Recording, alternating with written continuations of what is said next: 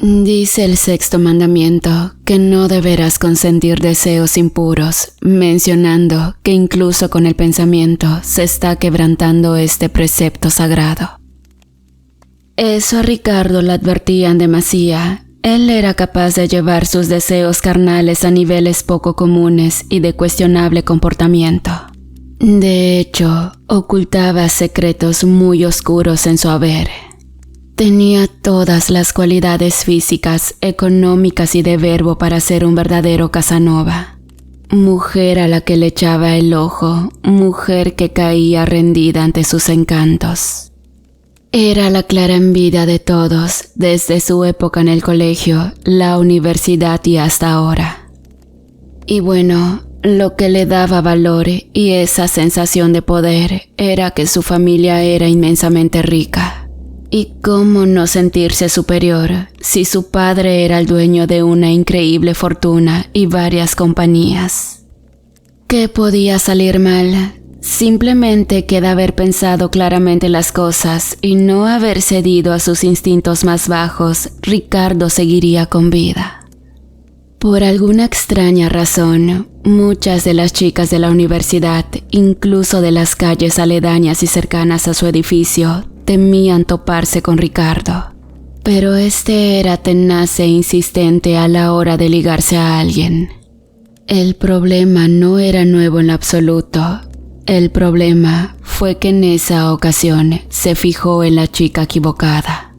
No porque fuera alguien indebido, al contrario, Rubí era una muchacha inocente, buena, muy humana, excelente estudiante y compañera. No buscaba problemas con nadie, nunca dio pie a que se hablara algo que la señalara como una persona problemática.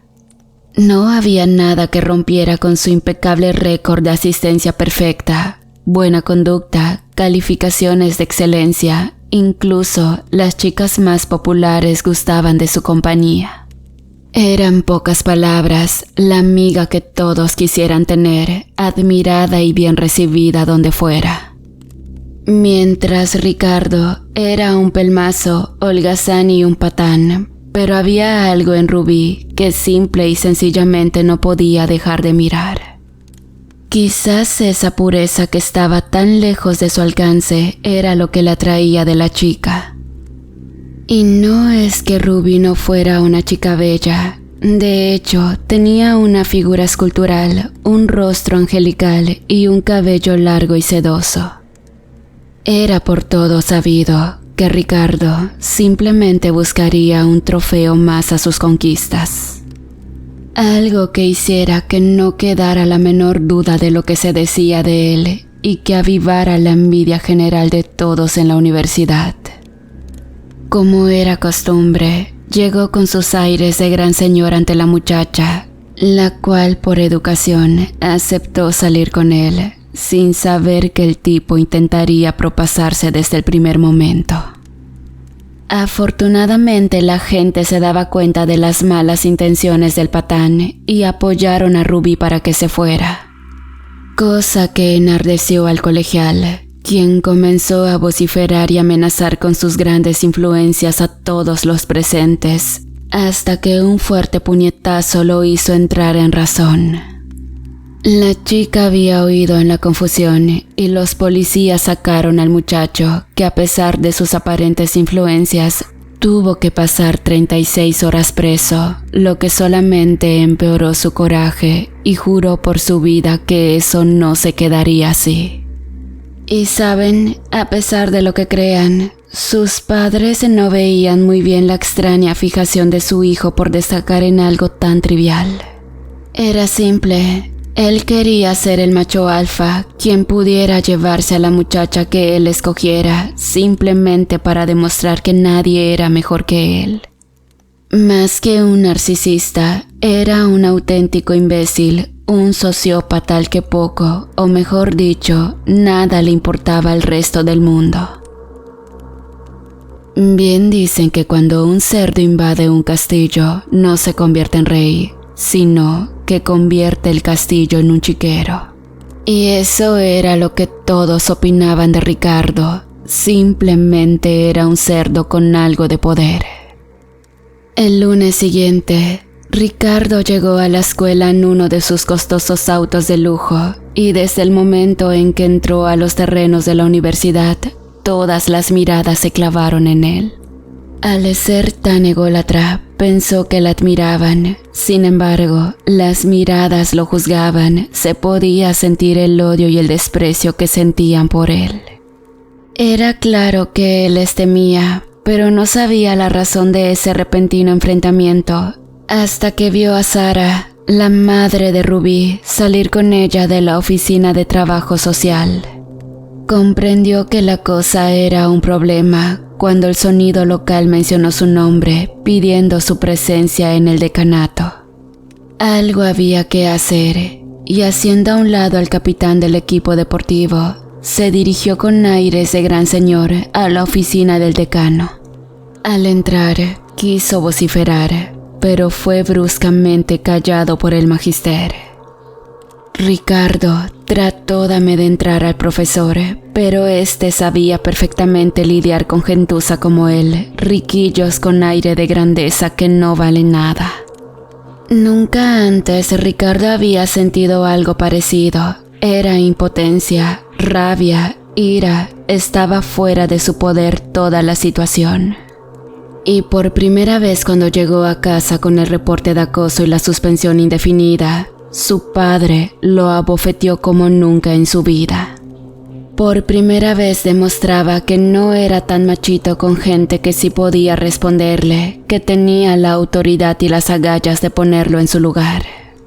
Por primera vez en su vida, estaba castigado en su habitación, sin derecho de ni siquiera asomar la nariz fuera de su casa.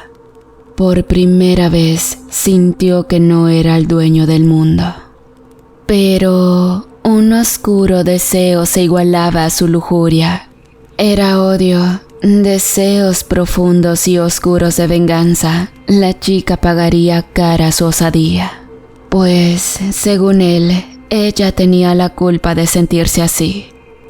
Un día, mientras Sara y Rubí acudían a visitar a Ivana, la hermana mayor de Rubí, en la prisión militar, Sara le contó lo que pasó con Rubí, pero ella decía que estaba orgullosa de sus hijas y no quería que Ivana sufriera a causa de un problema.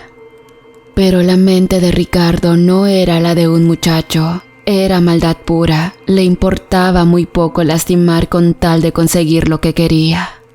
Y ni bien le levantaron el castigo, hizo una gran fiesta donde muchas de las chicas invitadas mantuvieron relaciones con él. Sencillamente quien no quería ver en la ruina a Ricardo, lo deseaba muerto y no en sentido figurado.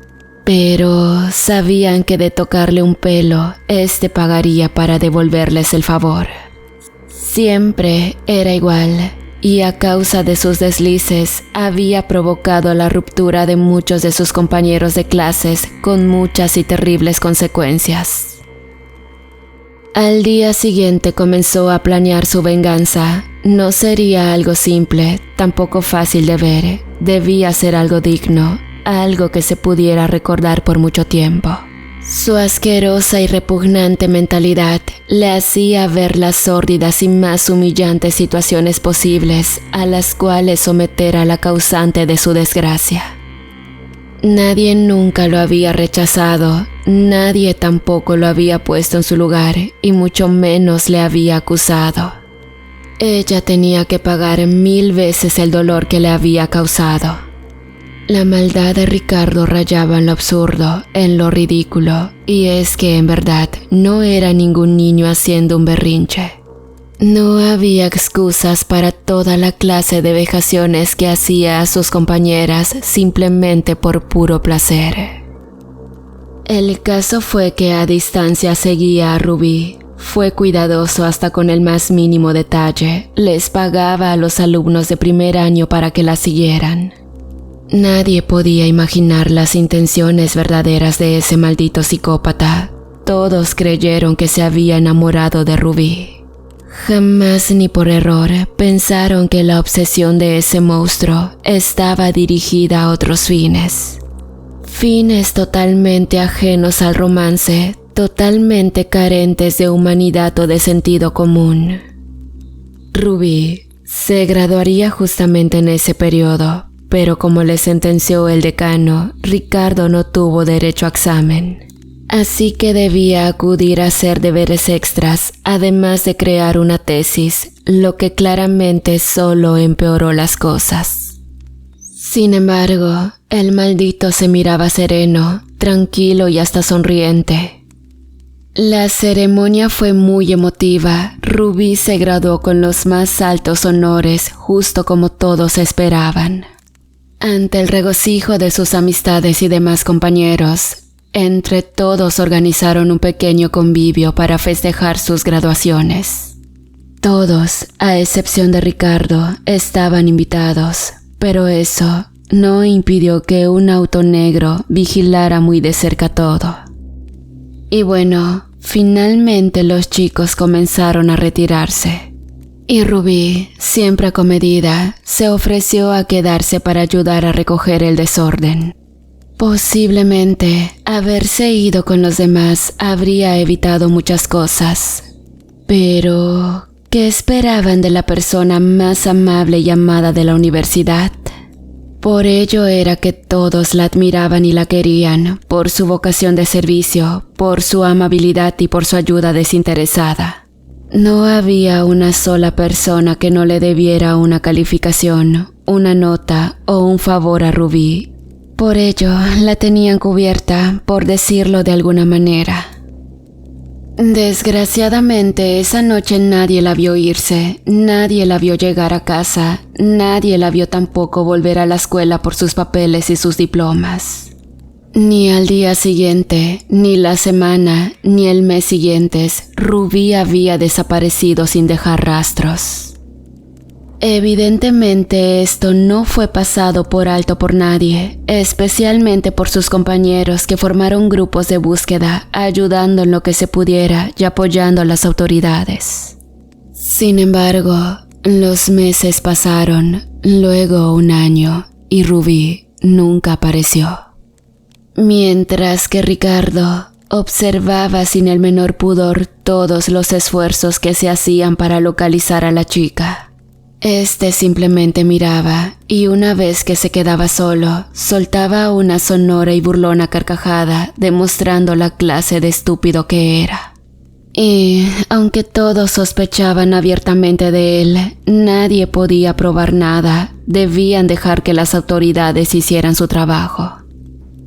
Todos sabían de cierta manera que Ricardo algo tenía que ver con la desaparición de su compañera, pero todas sus teorías requerían de algo que no había: pruebas.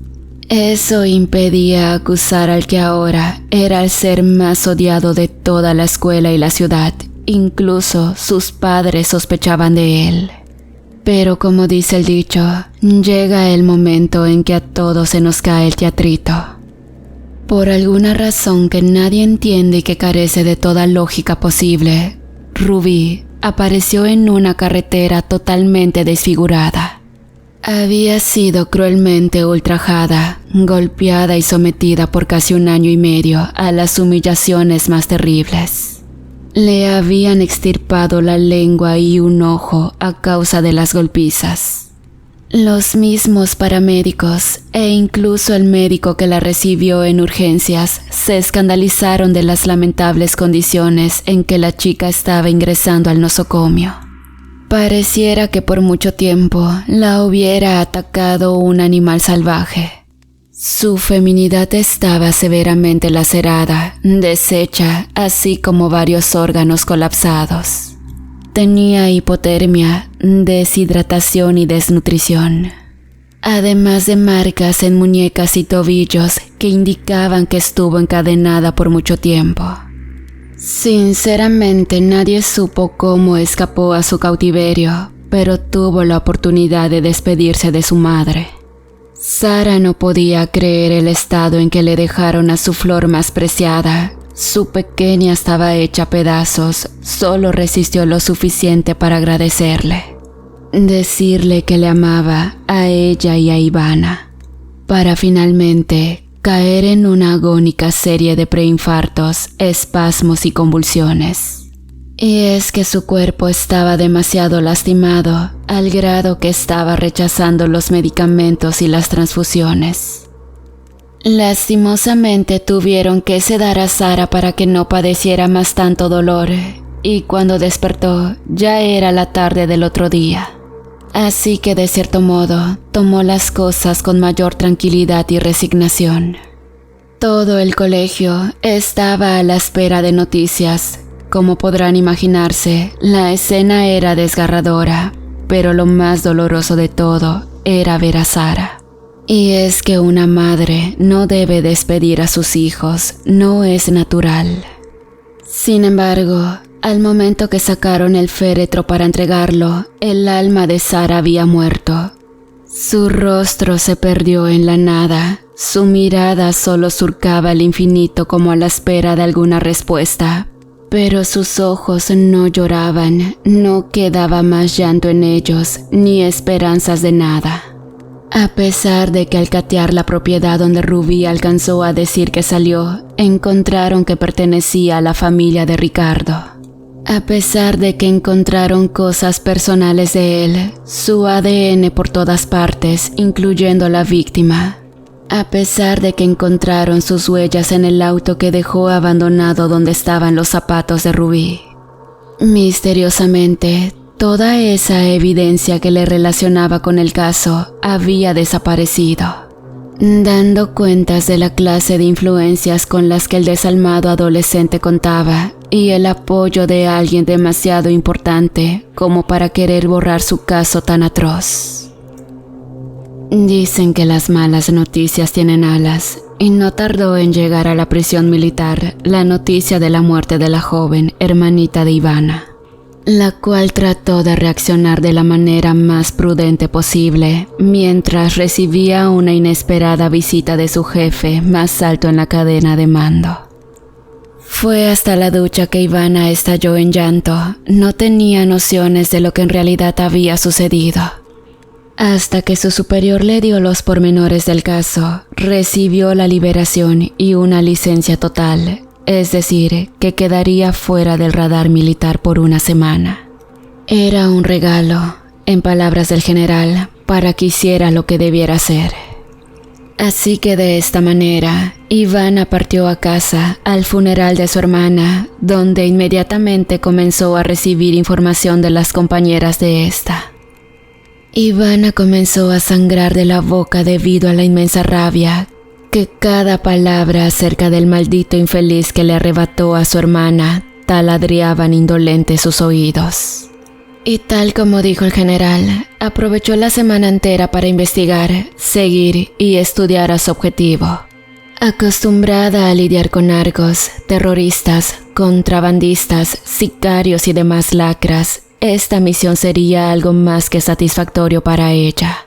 Era algo personal y primeramente estaba creando sus tácticas para hacerse con su presa sin que nadie pudiera molestarlos. La haría pagar en 3 días, lo que en 547 ese animal le hizo padecer a su hermanita. La situación no era complicada, dio cuenta de los guardias del edificio con suma facilidad. Se deshizo del circuito cerrado, acabó con la seguridad en todos los pisos y finalmente encontró a su objetivo. Automotivando su líbido, tranquilamente mandó al piso al demente con un sendo puñetazo en las partes nobles. Mientras pedía a las chicas que se vistieran y se fueran, y como era lógico, las chiquillas asustadas agradecieron a la militar por haberla sacado de esa situación. Ivana levantó del cabello a Ricardo y a punta de patadas lo hizo entrar al elevador. No permitió ni siquiera que el depravado se vistiera y desnudo de la cintura para abajo lo iba apresurando, lo que hacía que el malnacido se orinase del puro dolor sin mencionar la humillación. Nadie intervino, nadie se inmutó, ni siquiera los más puristas hicieron por llamar a las autoridades. Incluso el guardia de la entrada principal había dejado su puesto y la pluma de acceso arriba para que la dama no tuviera problemas de salir. Los padres de Ricardo vieron el desorden y simplemente suspiraron, sentándose en su cama, mientras en la pantalla aún se transmitía una película. El padre de Ricardo simplemente citó la famosa frase de la novela de García Márquez: "Esta es la crónica de una muerte anunciada", mientras bebía un gran sorbo de coñac y su esposa la acompañaba con otro, moviendo la cabeza. De alguna manera eso les daba un suspiro después de tantos líos con su hijo, pues como dije, ellos sabían, mas nunca aprobaron sus actos ni comportamientos. Ivana no se quebró mucho la cabeza para escoger el lugar de su justicia. Le llevó al mismo lugar donde éste mantuvo cautiva a Rubí. Una vez que lo mantuvo atado, sacó de la camioneta que le habían robado al propio Ricardo su maletín con una serie de herramientas. Entonces se dispuso a mostrar la serie de aparatos mecánicos que traía. Pero, para motivar al maldito, comenzó con el tormento psicológico. Como buen oficial, sabía las técnicas precisas para sacarle la verdad a alguien, pero ella no lo necesitaba. Simplemente comenzó diciendo: ¿Sabes quién soy? Ricardo, lloriqueando y temblando de terror, le decía que no sabía. Entonces, ella le dijo: Soy Ivana, la hermana mayor de Rubí. Tenemos 3 días para jugar y no te preocupes, nadie vendrá. El infeliz se convirtió en un guiñapo apenas la teniente le reveló lo que pasaría, comenzando a llorar y a gritar como loco. Por principio de cuentas, todos los compañeros de la escuela de Rubí le contaron que ella agonizó durante 29 horas antes de expirar. Ella le contaba a Ricardo mientras introducía sus inusuales herramientas profundamente en las entrañas del monstruo. Cada vez que se cansaba, Ivana cambiaba de mano o simplemente le comentaba divertida lo que le haría a continuación. Ni siquiera pasó el primer día cuando el infame confesó que Rubí no era la primera persona a la que privaba de su libertad. Ivana le preguntó a qué se refería y Ricardo le pidió que excavara el jardín si no le creía. Los planes de Ivana se vieron truncados de súbito y ella misma llamó a un escuadrón. Había una enorme fosa clandestina en la propiedad y al llegar el equipo especial, el general arribó con ellos y se dispusieron a revisar de cabo a rabo la propiedad. Los forenses confirmaron lo que todos temían escuchar. Muchos de los cuerpos eran adolescentes y otros mucho más jóvenes. El general miró a su subordinada y comentó a sus hombres que limpien todo y recuperen los cuerpos. Ricardo tembló como una hoja al escuchar las palabras del alto mando militar y antes de cerrar la puerta le dijo al depravado: ¿Sabes por qué Ivana estuvo en la prisión militar? Tiene muy mal carácter con los abusadores. De hecho, desmembró a 2 hasta que perecieron. Si algo te puede servir de consuelo, estarás muerto antes de que ella se aburra de hacerte pedazos. Y ahora tiene permiso para hacerlo. Cuando el militar cerró la puerta, los ojos de Ivana brillaron con una hazaña infernal y su rostro se transformó en una mueca de puro placer. Ricardo nunca en su vida se imaginó que se encontraría con alguien muchísimo más sádico que él mismo, y el general tenía toda la razón. Ivana se tomó todo el tiempo del mundo, usó todas las herramientas que había llevado, y se sirvió de muchas otras que tenía a mano para emplearlas de las maneras más grotescas en el casi destrozado cuerpo del desdichado Ricardo. Recreó cada uno de los actos que las chicas le contaron, le repetía todas las palabras hirientes e insultantes que usaba. Y cada vez que el miserable hombre perdía el conocimiento, ella echaba alcohol o sal en las heridas para que reaccionara. No quería perder ni un momento de agonía, ni un solo instante de sufrimiento. Y al igual de lo que padeció Rubí, por 29 horas seguidas, la teniente no se detuvo ni siquiera para ir al sanitario. Al darse cuenta de que el criminal no reaccionaba, usó electrochoques con una batería de carro, pero este ya no se levantó, lo que provocó la ira de Ivana. El castigo no era suficiente, no era ni una pequeña parte de lo que él causó a tantas chicas.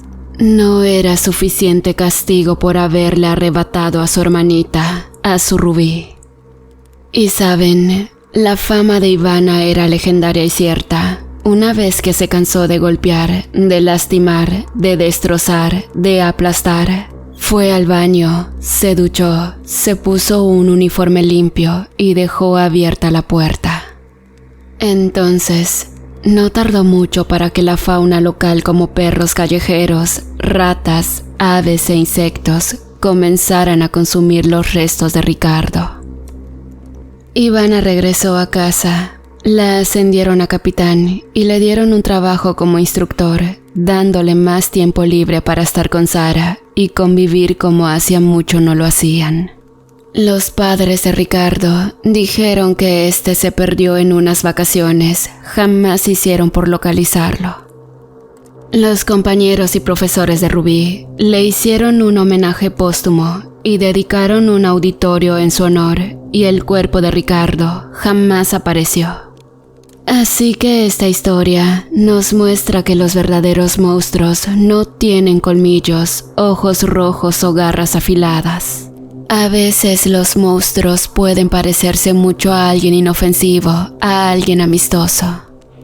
No condeno ni defiendo nada, simplemente cuídense, es mejor prevenir y alejarse que después tener que lamentarse. Gracias.